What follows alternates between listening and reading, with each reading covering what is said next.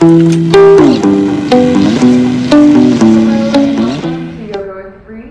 Bree, and today on the channel I have a 20-minute yoga stretch video that is going to be great for relieving tension in your muscles and helping you gain more flexibility paired with strength. So you won't need any equipment for this yoga flow, but if you have a block that you can work with, it might be nice to use at parts of the flow that we do together. Do make sure that you have a soft surface to work on, such as a yoga mat, and without further ado, let's begin. We'll begin our session in child's pose. So once you arrive to your mat, go ahead and come down to the floor, spread the knees wide apart, and then you'll sit on the heels and walk the hands forward. Nice. Lower the forehead down to the ground. Let the weight of the head be heavy on the floor.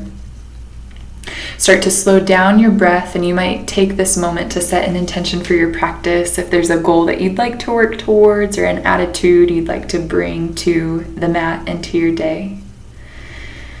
Now, walking your hands back, we're going to place the palms on the thighs.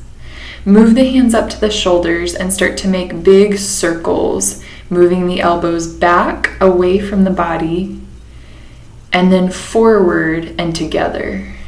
Good. As you inhale, take the elbows back, spread the chest, and as you exhale, pull the shoulder blades apart, elbows together. We're going to reverse that. So now as you inhale, lift the elbows up, and as you exhale, stretch the elbows back. Good. Continue to move in those big shoulder circles, loosening up the neck, loosening up the chest and upper back. Awesome.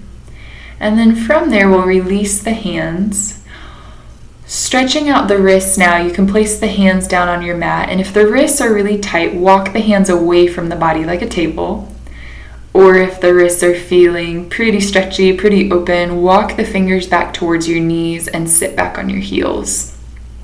So no right or wrong with this, but you do want to feel a stretch and not a severe or sharp pain. So whatever is going to give you the best benefit there. Now flip the back of the hand down to the ground, and same idea, spread the fingers wide apart. Lift up through the spine and up through the neck. If it feels good to stretch the neck here as well, you might shake the head yes or no very slowly as you gently press the back of the hand down. Now releasing that, we're going to walk the hands to the top of the mat. Nice, long spine, and as you inhale, arch the back. As you exhale, round the back. Coming into a few rounds of cat-cow. You're going to move with your own breath pace. So as you inhale, arch your spine, and as you exhale, round your back. Continue to move, paying special attention to your foundation, pressing down the fingers, the fingerprints, knuckles, and the shins as well. So think of your shins as part of your foundation, even if they don't touch the floor. Coming back through a tabletop position, we'll walk the hands further forward, tuck the toes under, and lift the hips up and back, downward facing dog. Pedal out the feet the first few moments here so you can loosen up the calves and the hamstrings and the Achilles, even the soles of the feet. Feel that stretch along the skin of the arch of both feet. Now lowering the heels down to the ground, take an inhale and exhale completely. We're going to walk the hands back towards the feet for a standing forward fold at the back of your mat. So when you get there, drop the head heavy, grab opposite elbows, and start to sway your torso left and right. This nice, easy ragdoll hang over the thighs. If you're not as deep in your fold as me, that's perfectly fine. You can even bend the knees. We will all bend the knees to roll up to stand. Once you get up to stand, inhale and reach your arms overhead. And then as you exhale, forward fold, drop the weight of the head down. And on your inhale, walk your hands back out through downward facing dog. Take an inhale. And then as you exhale, lift the right leg, step the right foot between the palms, and rise up to a high lunge. You'll inhale to lift the arms up, and then you'll exhale to place the palms down, step to plank, and lower down, either knees, chest, chin, or Chaturanga. On your inhale, take Cobra or up dog. And then exhale back, downward facing dog. This time left leg rises on the inhale. And then as you exhale, step the foot between the palms for the same thing on the other side. Inhale, arms up. And as you exhale, place the palms down, step to plank pose, and lower down. On your inhale, cobra or up dog. And on your exhale, downward facing dog. You'll tuck the toes, push the heels towards the floor. Keep breathing deep through your nose. Once again, you're going to walk the hands back for a forward fold at the back edge of your mat. And when you get there, bend the knees, round the back, roll up to stand. Keep breathing in as you reach your arms up, stretch the rib cage. Now grab opposite elbows and we're going to start to circle the torso down to one side, the bottom, and around up the other side. Move the breath deeply through the lungs as you go. You'll exhale down and around, and you'll inhale up and to the top. Good. One more in this direction. Exhale down and around. Big inhale lifts you up. Push both feet down, and now we'll reverse it, taking it to the other side with the exhale, drop.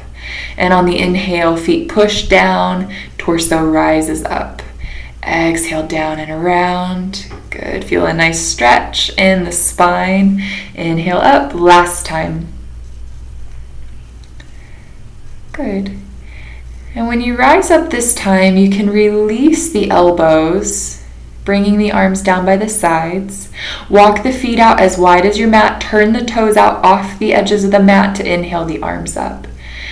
We're going to bend the knees and the elbows as you come down into a squat on the exhale. Now tuck the elbows inside of the knees or the thighs, and as you push the triceps into the thighs, squeeze the knees back into the triceps. You can also take your crow pose here. So if you're advancing your practice, you're going to take that arm balance, and if you're learning the basics, stay in that squat. That's going to help you get your crow eventually, or just give you a really nice opening and strengthening position for your hips. Lower the feet down if you're in crow. We're all going to meet in the squat, and this time we will bring the hands back behind you and take the knees open wide for supine cobbler's pose. So now opening up the hips, grab a hold of your shins or your ankles.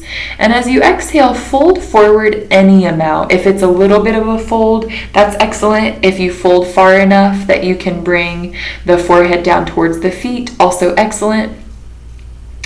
Palms are going to be flat on the ground if you're extending the arms, and you'll really drop the weight of the head down. So again, finding that release in the upper back. Let the knees hang heavy towards the floor as if you had sandbags on the inner thighs, a sandbag across the inner arch of the feet. Good.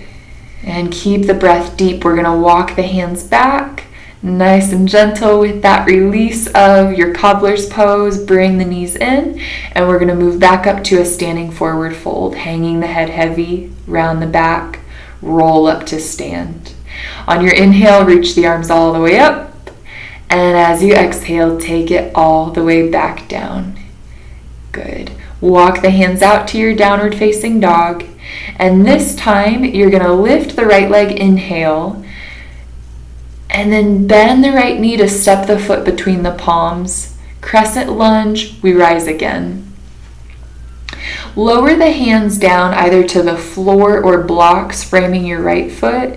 You can keep the left heel lifted, and then we'll inhale to bend the right knee and reach the arms back up to crescent lunge.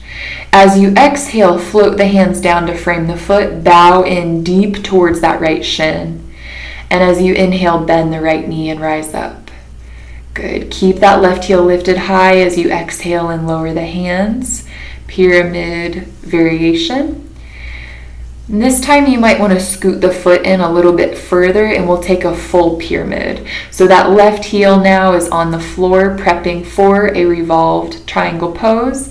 If you want to keep both hands on the floor, you can stay there, but if you want to enter that revolved triangle, lift the right hand up and spread the wingspan. A block under that left hand can help exponentially here. So if you want to use a block under the left hand, do that. Lengthen the neck out of the collarbones, and you're going to bring the right hand back down. Good. From there, step the left foot back, step the right foot back, maybe hover the toes as you lower for Chaturanga. Inhale with both feet down for your up dog. And as you exhale, downward facing dog, press the heels towards the floor, even if they don't touch. Inhale, lift the left leg.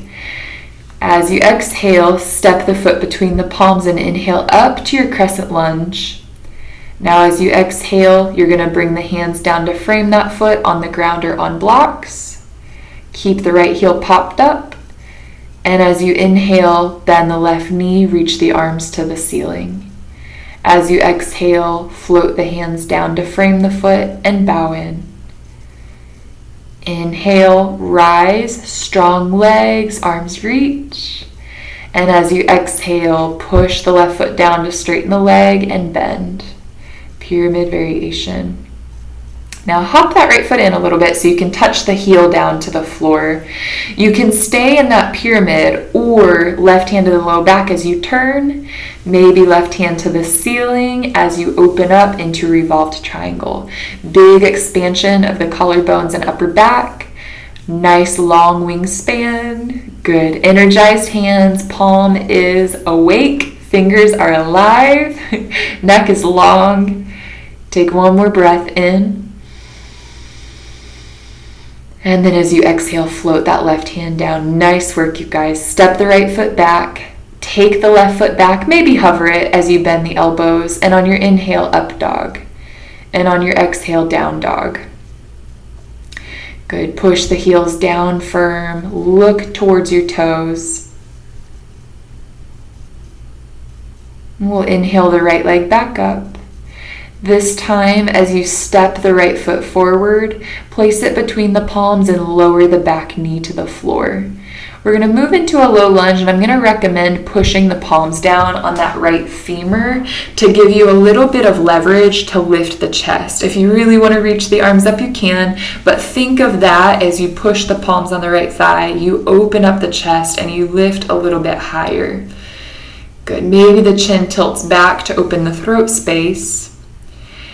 And now we'll straighten that right leg. You can walk the left knee back for half split, or if you feel up for it, slide the right foot forward, left knee back, and take your full split variation. You can have the pelvis on the ground, you can have the pelvis lifted above the ground, anywhere between that half split, full split.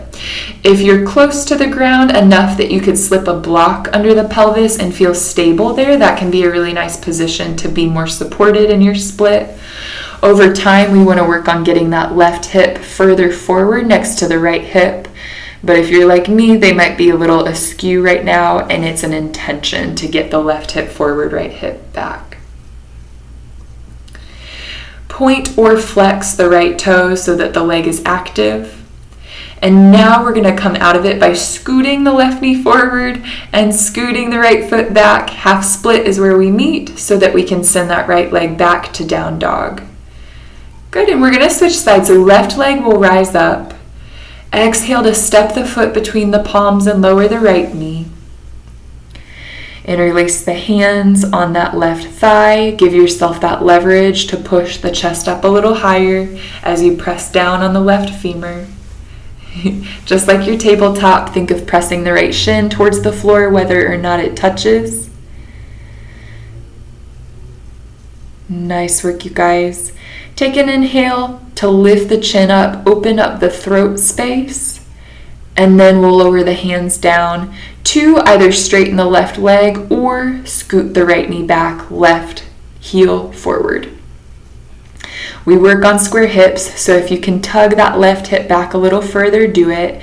If you can tug the right hip a little bit further forward, do it. Good.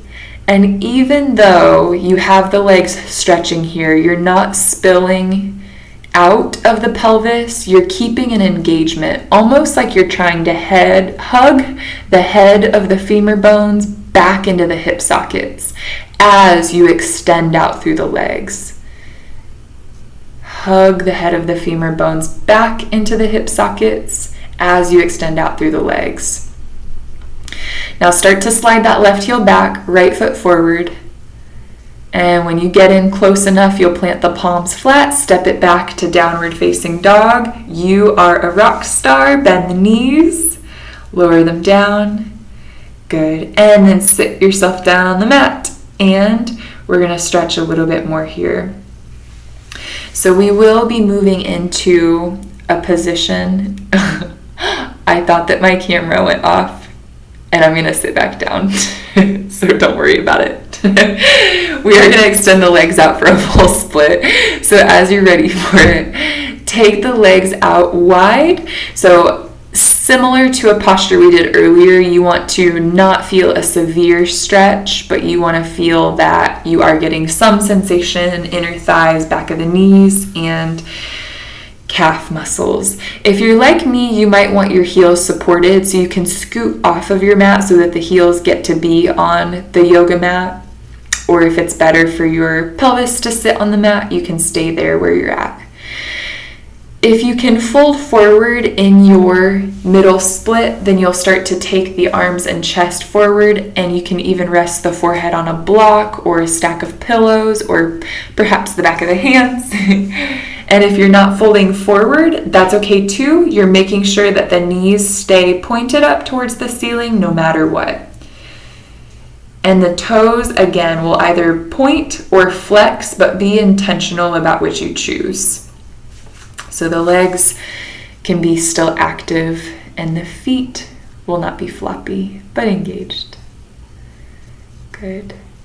Couple of deep breaths here through the nose. Keep inhaling, exhaling at a steady rhythm.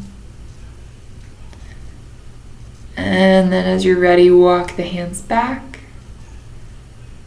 Nice work. Place your hands behind the knees so that you can assist yourself in bringing the soles of the feet together. And then we'll close the knees together like a book, wrap the arms around the shins, and hug in tight, like you're making a compressed little seed, and sit the spine tall. Good. Push the sits bones down. Go ahead and release that. And you can face whichever way you'd like on the mat here, but we're going to lie all the way down on the back. Position yourself in a way that the low back feels supported by the ground and the whole spine feels elongated. Then you'll send the arms out to a T to cross your right knee over the left thigh. You might want to bump the hips a little bit to the right as you lower the knees to the left, and we'll take our spinal twist. Left hand can find the outside of the right thigh here to guide yourself a little bit deeper into the twist if you want that, and you'll pull the right shoulder blade towards the floor even if it doesn't touch. Send some weight down in that direction. Last little bit is to look over the right fingers, so if you have that rotation up through the cervical spine, you'll take it. And then we'll move the hips back to center to switch sides. So scooting the hips over to the left, cross the left thigh over the right one, and then drop the knees to the right. Try to keep that left shoulder blade pressing into the floor or towards the floor. And maybe the right hand will come to the outside of the left thigh to guide the legs a little bit closer with the assistance of your hand. Good. Deep, deep breaths through the nose. Let the breath soothe the nervous system. Let the breath bring a little bit of clarity to your thoughts. And then we'll bring the hips back to center, uncross the legs. Set the soles of the feet down so that you can slide the legs out long, full extension of the body. Arms down by the sides. The head is heavy, the neck is relaxed, the heels are heavy. If it feels good to place the hands on the body, you can move the hands to rest on the torso or the abdomen here. And I really encourage you, if you have the time, to stay here in Shavasana for 5, if time allows, 10 minutes. And give yourself this time to really let the benefits of your practice absorb and become part of your new normal.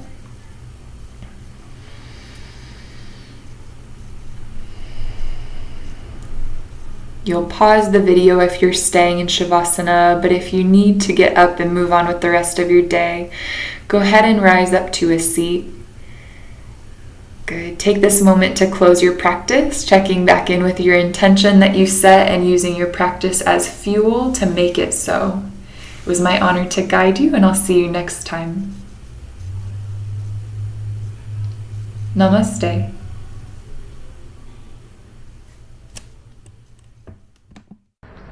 Awesome work, you guys. Thank you so much for joining me for this yoga flow. I hope that you enjoyed it and that it leaves you feeling flexible and strong.